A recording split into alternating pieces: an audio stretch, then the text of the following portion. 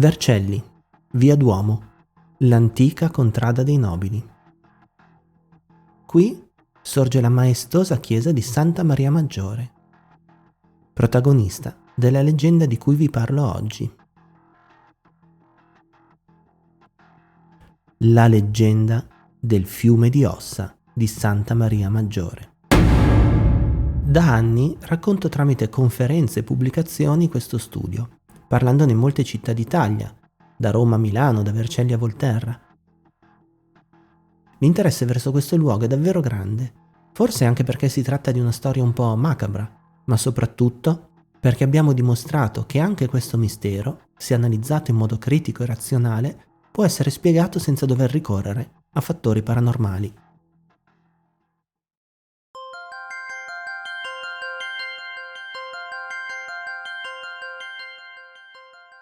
Si racconta che un sacrestano si trovò a dover scendere nei sotterranei di questa chiesa.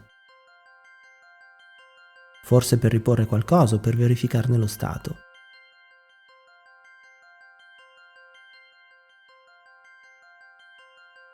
Scese la scalinata che porta al piano inferiore e si trovò di fronte a dei grandi ambienti con mattoni a vista. Poco più avanti vide una sepoltura, il cui feretro giaceva scoperchiato ed il corpo in esso contenuto era a vista.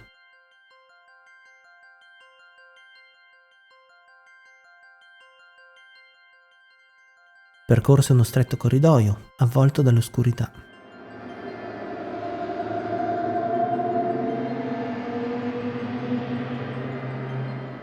Teniamo presente che ai suoi tempi non si utilizzavano potenti lampade elettriche. Con ogni probabilità avrà avuto con sé una lampada d'olio o una lanterna dalla luce tremolante.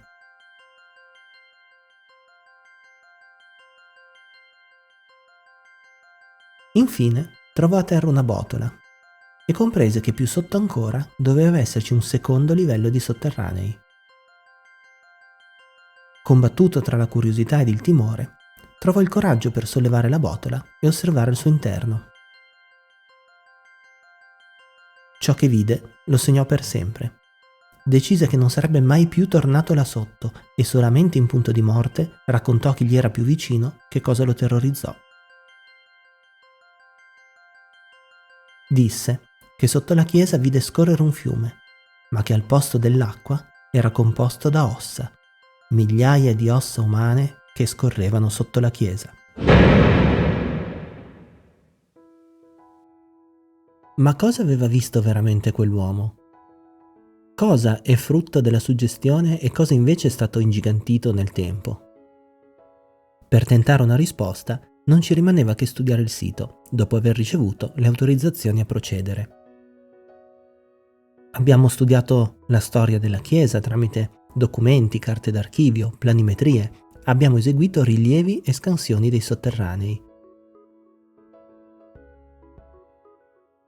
In particolare ci ha incuriosito una cripta gentilizia con uno strano stemma, un piccolo pozzo presente al centro della cripta ed il notevole stato di conservazione di alcuni corpi lì sepolti. La cappella di famiglia era un tempo protetta da un cancello di metallo, incernierato tramite dei cardini ancora visibili nella muratura. Ad un esame più accurato sembrerebbe che lo strano stemma della casata sia in realtà il frammento inferiore del blasone degli Arborio, nobile famiglia locale, spezzato e posizionato capovolto, forse in seguito alla migrazione dei corpi dalla precedente edificazione della chiesa, un tempo esistente a poche decine di metri di distanza da questa. Molto interessanti sono alcuni corpi ancora ben conservati, come questo, che mostra ancora parzialmente gli indumenti che indossava, o come, in particolare, la mano sinistra del vicario Lorenzo Bronzini, in cui è apprezzabile il decorso dei tendini. Abbiamo quindi chiesto una prima impressione al medico legale Germano Giordano.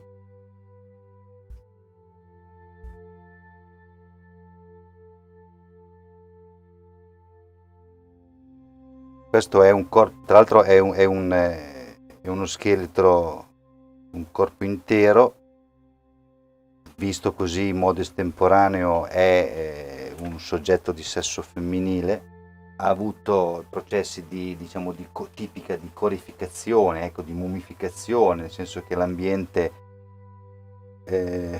non particolarmente umido, ma che ha favorito quindi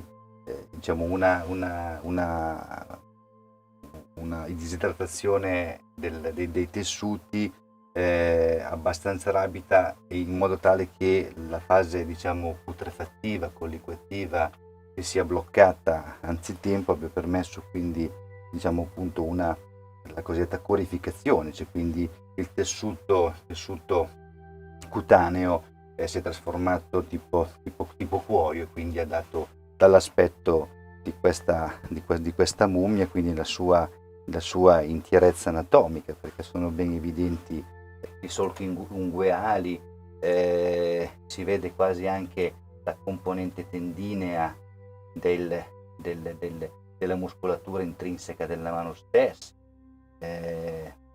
questo atteggiamento in flessione quindi delle dita, quindi è sicuramente sotto un punto di vista medico-legale interessante, proprio perché è uno degli aspetti trasformativi del fenomeno morte, che si concretizza appunto con la mummificazione del cadavere in situazioni particolari come queste, climatiche, che riducono quella che è la fase putrefattiva e colliquativa del cadavere stesso. Ma questi corpi non sono gli unici integri che si trovano nella cripta. Ve ne è ancora uno, parzialmente conservato. Trattasi di un soggetto di sesso maschile, non più giovane, e questo si può anche evincere dall'usura dei margini, delle cuspidi dentarie, dei margini incisali dei denti che sono consumati. Sono resti mortali interi, quindi uno scheletro intero, parzialmente in questo caso mummificato, perché quello che abbiamo visto precedentemente era mummificato nella sua intierezza, invece qua la parte così che ha subito la mummificazione o la corificazione sono la zona delle braccia, gli avambracci, le mani, mentre per quanto attiene invece la parte superiore, e quindi testa e mandibola, in questo caso invece c'è stata la mineralizzazione, comunque la scheletrificazione completa, quindi con perdita quasi pressoché totale di quelli che sono gli annessi cutanei e muscolari. A poca distanza si trova anche un piccolo pozzo, privo di puteale e caratterizzato da un solo corso di mattoni disposti a raggiera che sporge dalla pavimentazione. Si presentava pieno di ossa, alcune delle quali molto ben pulite e, in particolare, da 2 crani scalottati. Abbiamo chiesto un parere, anche su queste evidenze, al dottor Giordano.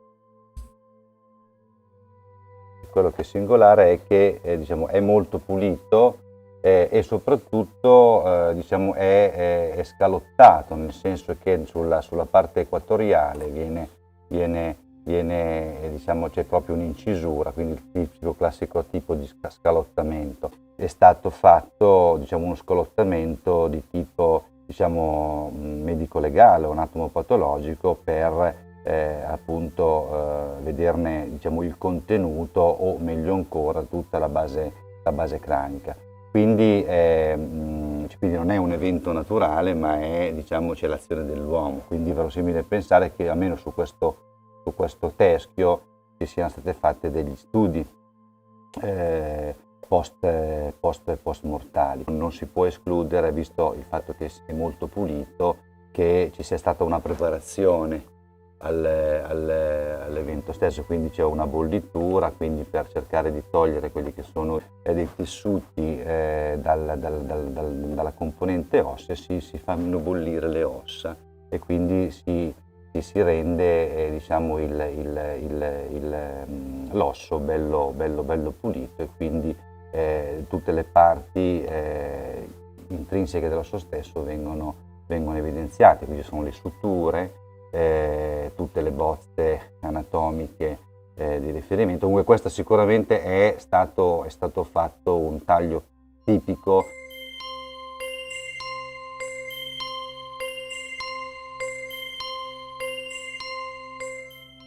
Ma torniamo alle botole. Sul piano di calpestio della cripta se ne trovano 5, che danno accesso a 3 camere sepolcrali distinte, tutte piene di ossa.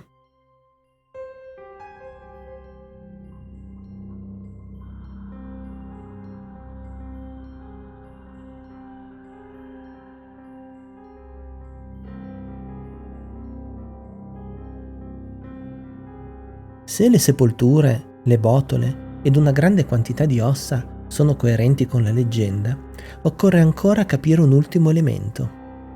Come poteva il sagrestano averle viste scorrere? Da quale fantasia è originato il leggendario fiume di ossa?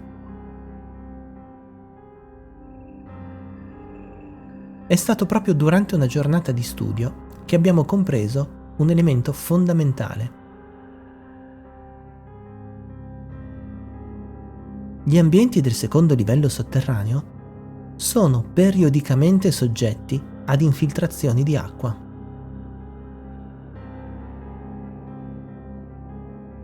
La causa o le cause possono essere molteplici: innalzamento della falda, periodi di forti precipitazioni, allagamento delle risaie circostanti, utenze idrauliche sotterranee danneggiate.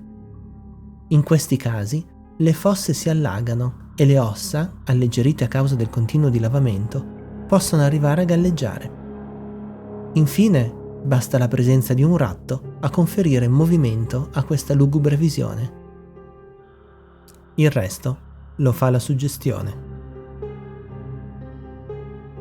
Grazie per averci seguito anche questa volta, iscrivetevi al canale se non l'avete già fatto, lasciate un like e, perché no, invitate gli amici a seguirci.